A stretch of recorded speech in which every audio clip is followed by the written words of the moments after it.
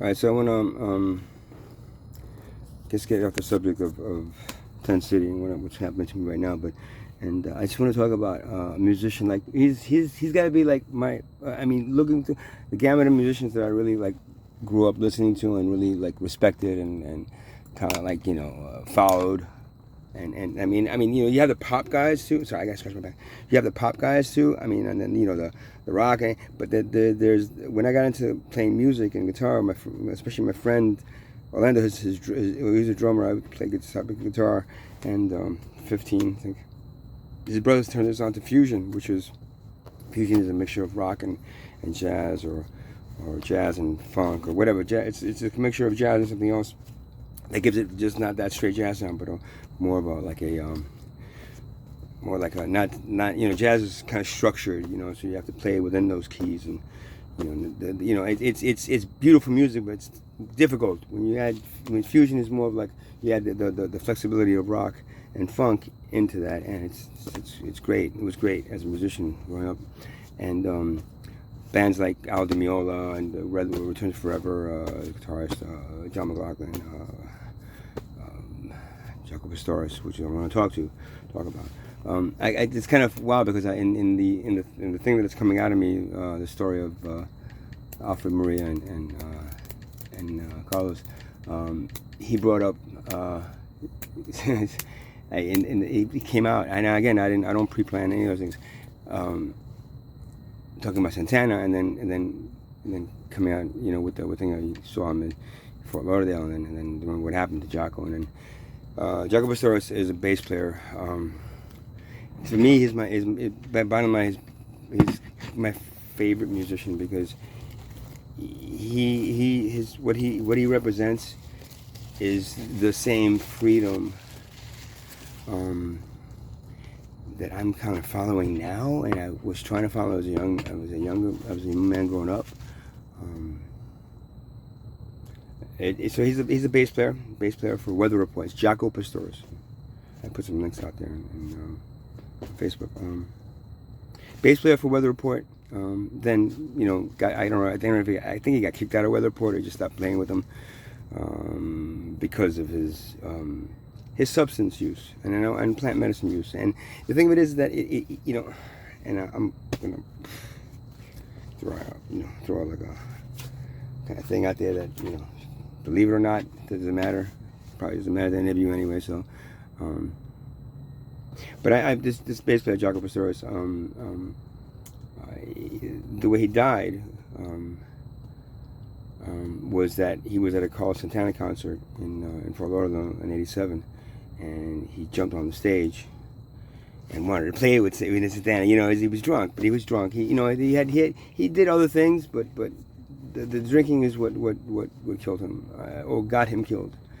Nothing else that he did was really that. It's the drinking will get you to the point of And he was very non-committal. I mean, this is, and I'm going to tell you, I met him a couple of times, and I want to explain to you both times that I met him, and how I actually gave up an opportunity to actually get to know him and meet him and play with him and maybe jam with him. I was like 19 or 20 and 18 and 19 or 20, and I was playing guitar, and I would have fucking loved getting to know the guy. And he sounds like a guy. He seems like a guy from he's from Fort Lauderdale, Florida, and he seems like a guy that I could hang out with, and that's a musician that's cool enough to be able to play with, but not like you have to play it this way or this way. It's too structured. It's like, oh, you're messing it up. You're not playing the right key. He's not that kind of musician, which is a lot of jazz musicians and fusion musicians that I played with growing up were like that, and that kind of annoyed me a little bit. But he didn't really learn how to play. Even read music until he had to, which was really cool. So he started off playing by himself, and and what he did on that bass guitar was just incredible. I mean, I used to listen to it and go and just kind of go, wow. And then I pick up because I played guitar and I played bass, and at one point I was trying to play bass, and I was trying to sound a little bit like him, but yeah, you got to give your all. He gave his all into that bass, and so he died so he got on stage for a Santana concert, and I don't know if Santana didn't know it was him, who it was, or he didn't even just the bouncers, just came into it and just threw him off the stage, and that hit his ego. I mean, he played with a pretty famous band called Weather Report, the bass player for Weather Report, and he actually created the sound of Weather Report. Because when you hear a Weather Report song with Jaco on it, it's just like, and then every other Weather Report song that doesn't have him on it, the guys, and no, actually, Chris, the other bass players that played with Weather Report, amazing bass, no criticism, but they had to try to sound like Jaco because that's the sound he created. So he was like a major player in the band Weather Report. So he so he got kicked out of the Santana concert, and he went to a local bar. He went bar hopping in Fort Lauderdale. It's a little section of Fort Lauderdale. I forgot the name of it now, but I know the area. I know the area pretty well. And I guess he got into an altercation with the bouncer there, and the bouncer killed him. He got into a fight with him and did the wrong, hit him in the right place, the wrong place or whatever, and took his life. And that goes to the end of Jaco. Now, it's like, oh, well, he was a drug addict, or he was an alcoholic. No, he didn't deserve that to happen to him. He was very outgoing, and you can tell in the way he played bass and what he did on stage. You can tell that he was just, he just didn't want to sit there and stand there like every other jazz musician and sound like just a little bit better than every other jazz, and he just wanted to play, man. And I've seen him with Weather Report. I've seen him with a little three-man ensemble in like little clubs in Fort Lauderdale. Never got to talk to him because he would always come in late and then leave. It's like, I'm busy. I gotta go get high now or something. Whatever. I read an interview with him that was just incredible. But that really wow, this guy's a smart guy. And now I know why. And I can tell you why at the end of this. So I had the chance. So two situations, right? First one was I was in West 4th Street, I think it's West 4th Street, right near Bleecker, Manhattan. There's a little basketball court there. I got out of the train just to go to I think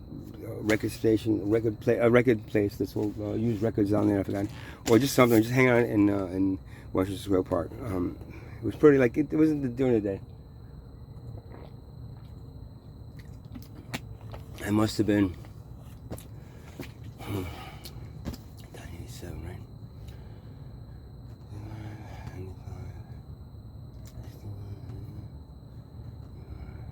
Huh.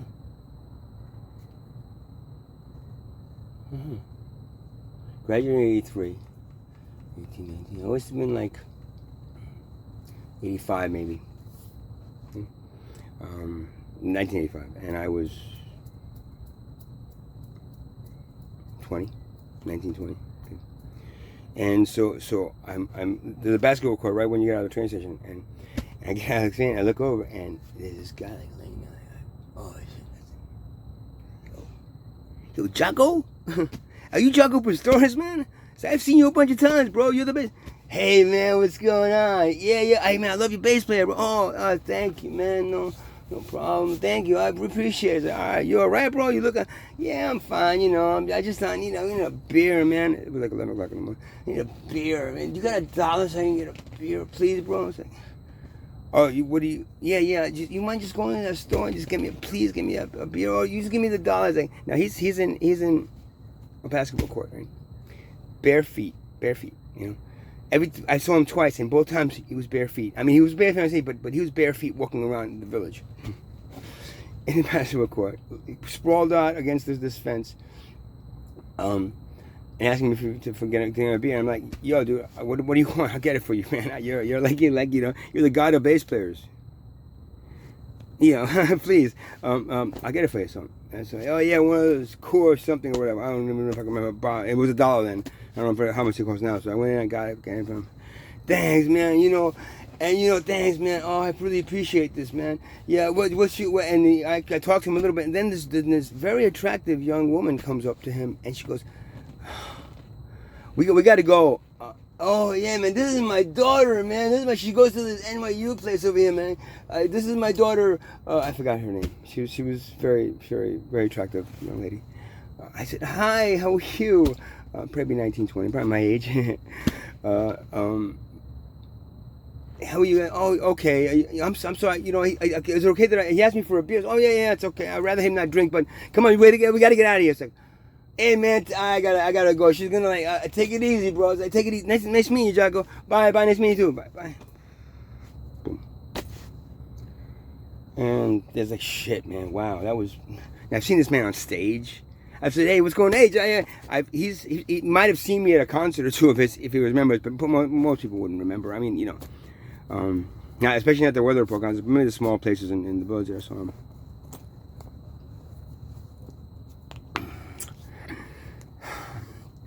I was 85. I'm pretty sure that was 85. No, I'm remembering. So he died in 87, right? This is one of the time that I met him. It was on New Year's Eve. It was on New Year's Eve of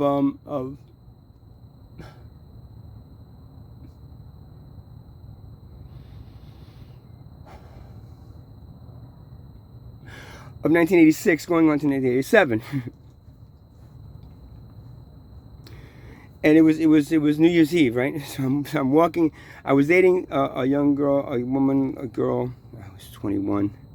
Her name was Joni. She was the sister of a friend of mine's. A sister of my friend, whose drummer's brother's girlfriend, who was visiting from Vegas. And she was a party Vegas girl, you know. She's just like, yeah, let's party. Hey, let's go. Hey, let's go. I'm 21 years old. 22 years old at this point. 87, 86, 21, going on 22. So we're walking, and we've been up all night, you know, doing kind of what she wanted to do. I mean, more than anything else. And we're gonna walk to Washington Square Park. Right? We're taking the train from Queens to Washington Square Park. Or did I drive? I might have been driving, had a car there. I'm not sure. I don't remember yet. Or we took the train. And we get up, and I'm walking, and look up. Hey, yo, Jaco, what's up, man? Yo, bro. Hey, Jaco, what's going on? Not much. How you doing, bro? You remember? Like, oh yeah, you gave me that beer that time. Hey. Barefoot, walking through at like 10 o'clock at night. No, it wasn't the New Year's Eve. It was the 4th of July. 87, the 4th of July. The concert from Santana was I believe, I got to check. It was September. It was September 27th, yeah. This was the 4th of July of 87. And this girl that I was with, she wanted to go hang out in the village. And hang out in Washington Square Park, right? It was like 2 in the morning. 2 in the morning. And I meet Jaco here. And she's okay. She's drowning me in money. She talks to everybody. She dragged me around so many different fucking places. My head was gonna explode. And that night I made a fucking big mistake. I looked into Jaco. And last time he was drunk. This time he was a little high. Maybe help a little bit, but he was coherent. I said, hey man, what's going on? Yeah, what's up? Hey, where you going? Where you guys going? I said, we're going over here to the park. I'm going to this party over here. You want to come, bro? Yeah, you can come too. It's like, she goes, no, I don't know him. I don't know him. He's barefoot. So I said, y'all won't mind coming. You sure don't want to go? No. Let's go to the Washington Square Park, man.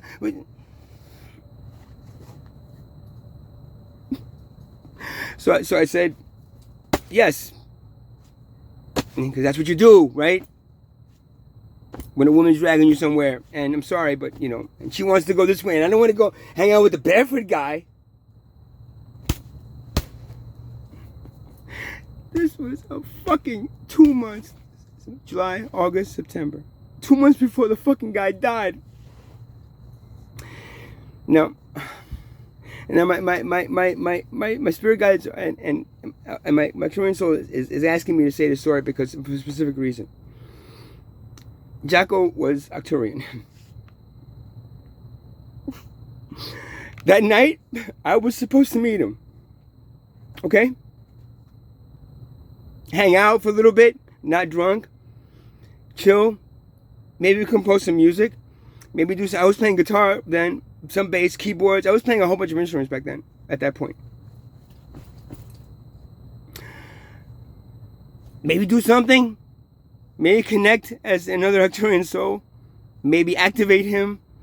I wasn't activated. I had no idea, but I know I love music, and I know the kind of music that he played. And I know he was fucking judged and fucking thrown out of weather report because he was an addict. He was a drug addict. Would Jaco have a drug problem? No. He has a you problem. Get it? And I understand that very much now. So, as he was walking away, I damn remember saying, I'm fucking making a mistake. But 22, which head is like, Now,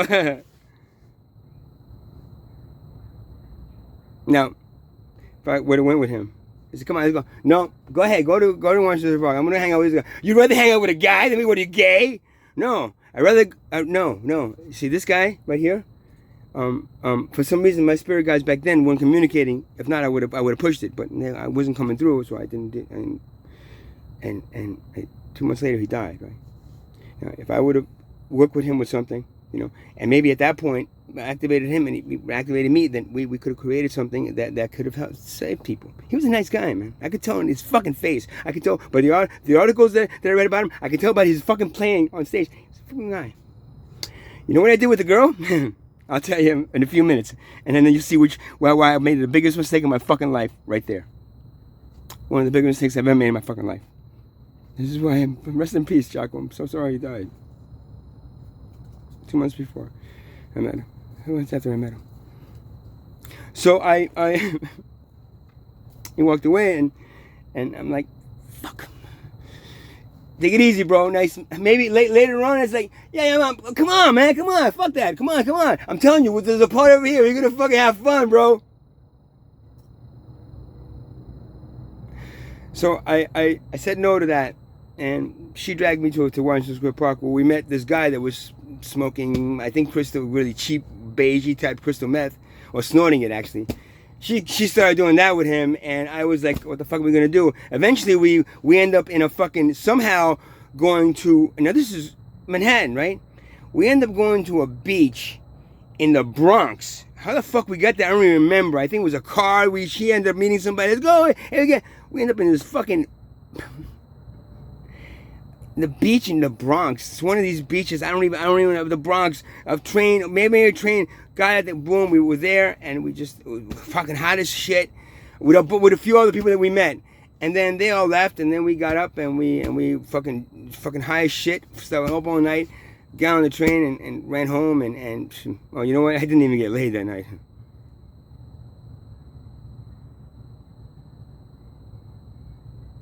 I never met Jaco after that again. And I didn't really know when he died. I didn't really know about it until like a few months later. Cause you heard Jaco Pastorius there? He did, man. That sucks, man. Why'd he die, man? He was in a Santana concert and they threw him out because he was being rowdy.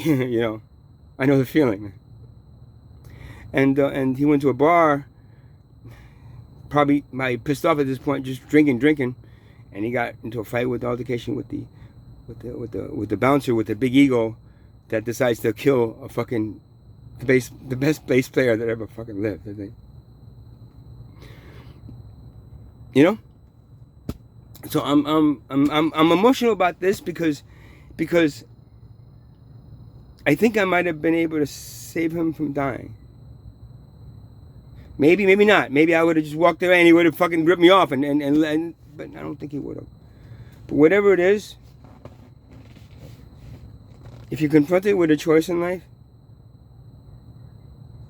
make sure that you make the right one for yourself, not for anybody else, right? Because you might be saving somebody for it because of it.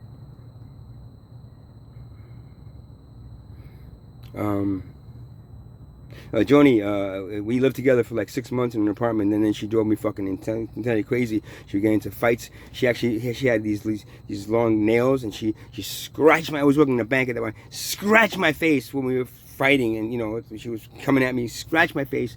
Went to work with fucking scratch marks. I said, what the fuck happened to you? I was like, oh, a cat scratched me. That's a cat. Yeah. And then she ended up, I don't know, this older Hispanic guy that fucking had money, being his like. She left me for him because I got tired of her bringing people over. I mean, and then just like, she had that Vegas like, hey, we'll go that thing. It's like, oh, fuck. And then she put me at risk. She brought people to my apartment that ended up stealing shit from me. I go into my shit. It's like, oh, I had a chain here. I had some money. It's gone. And hanging out with this older Hispanic guy that owns a store that let her just stand there and he would pay her just to look pretty for him. She was Mexican. So John, if you're out there and you're watching this, you made me stop saving, and you remember the story. You made me stop saving, maybe possibly saving the life of one of the best bass players in the world. So yeah. That's the story of Jaco, and that's why I'm. It's not that I respect a musician only. I respect a lot of musicians, and I don't consider him one of the best musicians that ever lived, man. There's a little bit more to it, and that, I'm sure that's why I came out in the Cosmo, because I had no idea, and that's actually it coming out there reminded me of the entire story, and reminded me of this, and saying this what happened, because this really happened. And what really sucks is that I can't rewind. It's one of those times that you really would like to rewind and just make the right choice. Might have done nothing to save his life, but it might have. It might have. Namaste. Check him out. Jaco Pastorius. Bass player for the fusion band, Weather Report, and then many solo albums.